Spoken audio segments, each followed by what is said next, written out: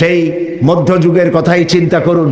নবী করিম সাল্লাল্লাহু আলাইহি সাল্লাম যখন পৃথিবীতে এসেছেন তখন কন্যা সন্তান জন্মগ্রহণ করা ছিল পাপ।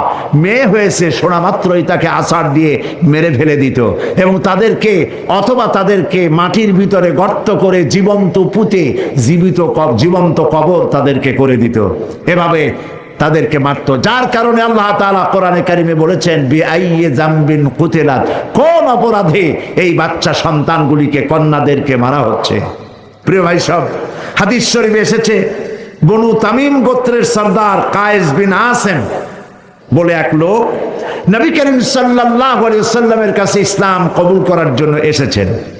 আল্লাহর নবী তাকে বললেন, সে যখন স্বেচ্ছায় ইসলাম কবুল করার জন্য এসেছে, নবীজি বললেন পড়ো লা ইলাহা ইল্লাল্লাহু মুহাম্মাদুর রাসূলুল্লাহ। জোরে পড়েন লা ইলাহা ইল্লাল্লাহ, লা ইলাহা ইল্লাল্লাহ, লা ইলাহা ইল্লাল্লাহু মুহাম্মাদুর রাসূলুল্লাহ।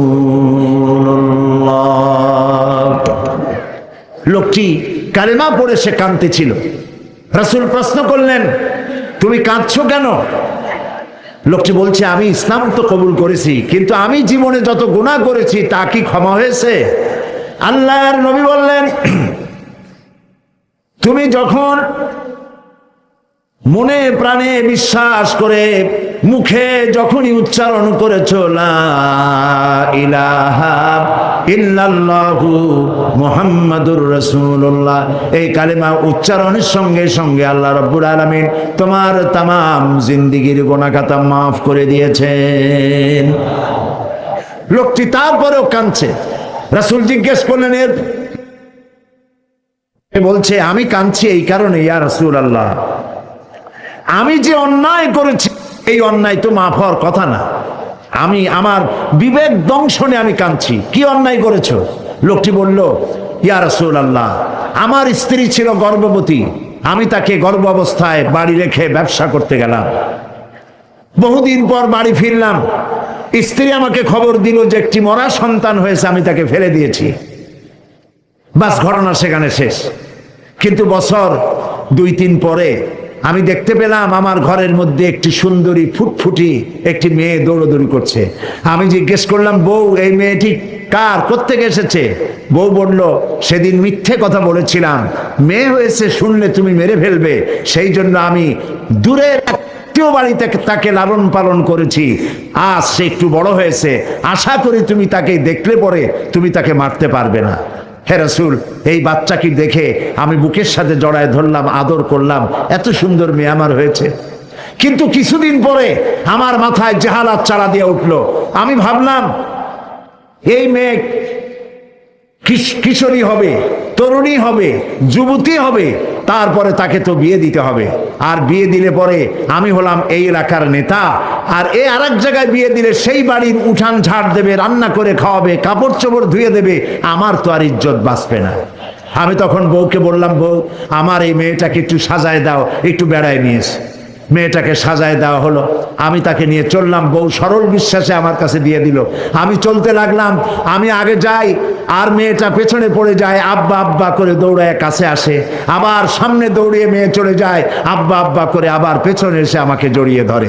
এমনি করতে করতে আমরা চলে গেলাম এক নির্জন পাহাড়িয়া এলাকায়। গিয়ে সেইখানে আমার চাদরের ভিতর থেকে আমি শাবল জাতীয় অস্ত্র বের করে মাটি খনন করতে লাগলাম। গর্ত খনন করছি, মাটি এসে আমার গায়ে লাগছে, আমি ঘেমে যাচ্ছি। মেয়েটা এসে আমার দাড়ি থেকে ধুলাবালি সরায়, আমার জামা থেকে ধুলাবালি সরায়, আর বলে, আব্বা, তুমি এত কষ্ট করতেছো কেন? সে জানে না যে আমি তার জন্য কবর খনন করছি। যখন গর্ত খনন করা হয়েছে, এরপরে আমি মেয়েটার হাত পা বাঁধা শুরু করলাম। মেয়েটা বুঝতে পেরেছে যে আমি তাকে মেরে ফেলবো। মেয়ে আমার কেঁদে কেঁদে বলতে শুরু করলো, বাবা, আমাকে মেরো না, আমি তোমাকে বাপ বলে তোমাকে সমাজে লজ্জা দিব না, শরম দিব না, আমাকে মেরো না। আমি তার কোনো কথাই শুনলাম না। মেয়েটাকে হাতে পায়ে বেঁধে গর্তের ভিতরে নিক্ষেপ করে দিলাম। মেয়ে চিৎকার করছে। আমি তখন একটা পাথর নিয়ে 2 হাত দিয়া পাথরটা উঁচু করে মেয়েটার বক্ষ লক্ষ্য করে পাথর ছুড়ে দিলাম।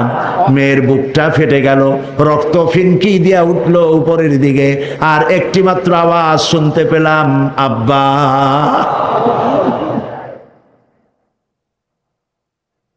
হাদিস শরীফে লেখা হয়েছে নবী করিম সাল্লাল্লাহু আলাইহি ওয়াসাল্লাম ঘটনা শুনতেছিলেন, আর নবীজির 2 চোখ থেকে পানি গড়িয়ে পড়তেছিল, দাড়ি ভিজে ভিজে পড়তেছিল।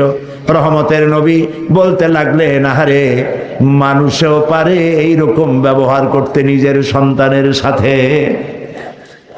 যেই যুগে নারীর কোনো সম্মান ছিল না, নারীর কোনো মর্যাদা ছিল না, সেই যুগে মর্যাদা দিলেন যিনি, তার নাম মুহাম্মাদুর রাসূলুল্লাহ সাল্লাল্লাহু আলাইহি ওয়াসাল্লাম।